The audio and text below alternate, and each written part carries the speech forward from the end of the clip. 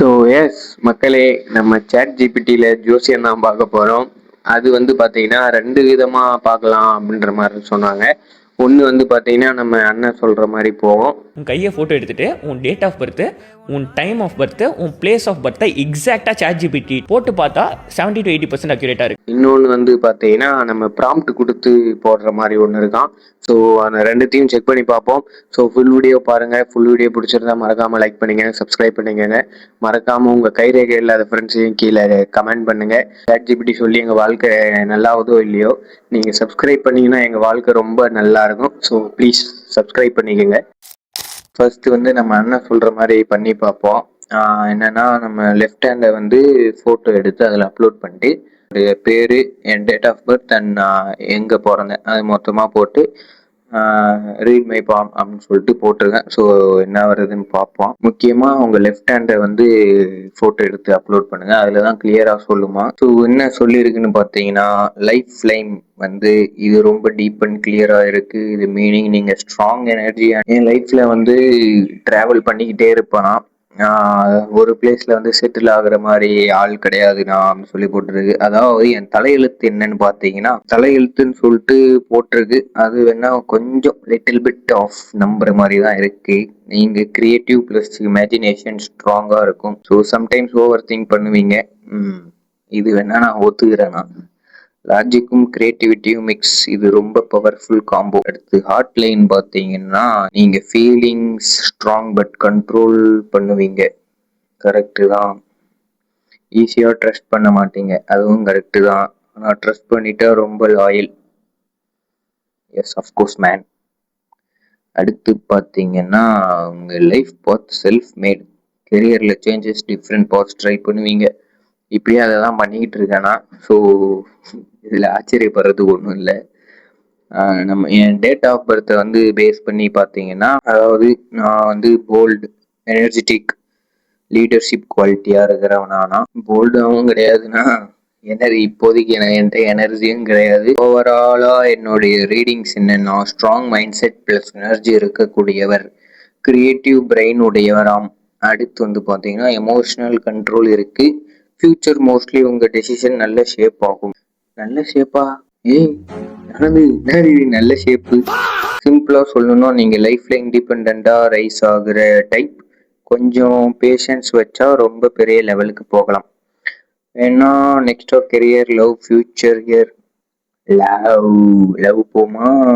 என் லௌதீக வாழ்க்கை எப்படி இருக்க போகுதுன்னா, நீங்க டீப்பா லவ் பண்ற டைப்.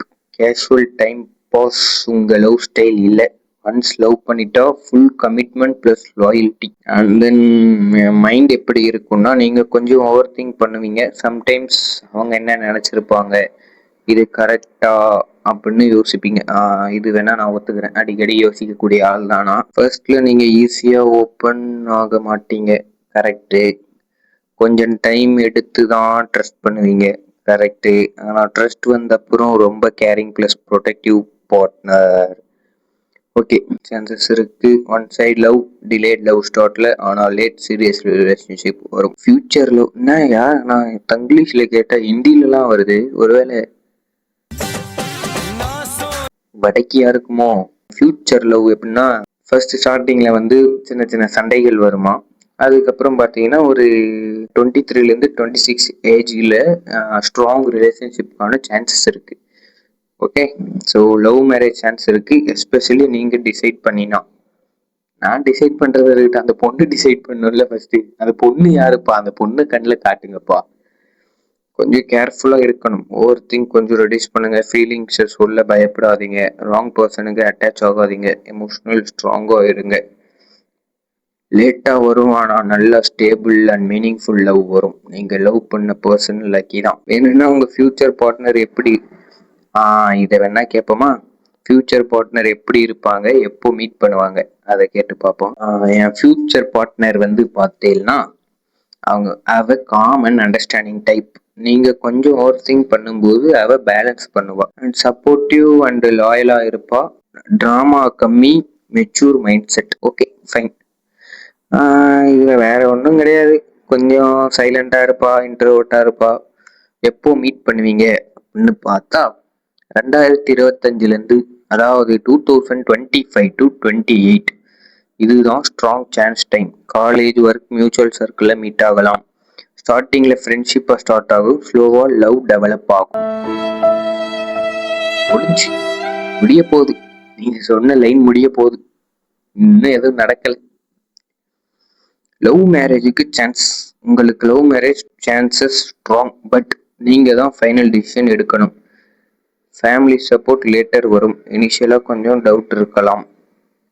லேட்டாக வரும். லவ் ஆனால் லைஃப் லாங் இருக்கும். உங்களோட பார்ட்னர் உங்கள் லைஃப்பை செட்டில் பண்ண ஹெல்ப் பண்ணுவாங்க.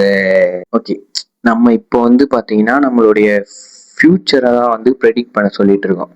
நம்ம பாஸ்ட் எப்படி இருந்துச்சு அப்படின்னு ஒரு தடவை கேட்டு பார்ப்போம். ஏதாச்சும் கரெக்டாக இருந்தால் ஓகே. இதுவே எனக்கு தெரிஞ்சு ஓரளவுக்கு ஒரு 30% கரெக்டாக தான் வந்துச்சு.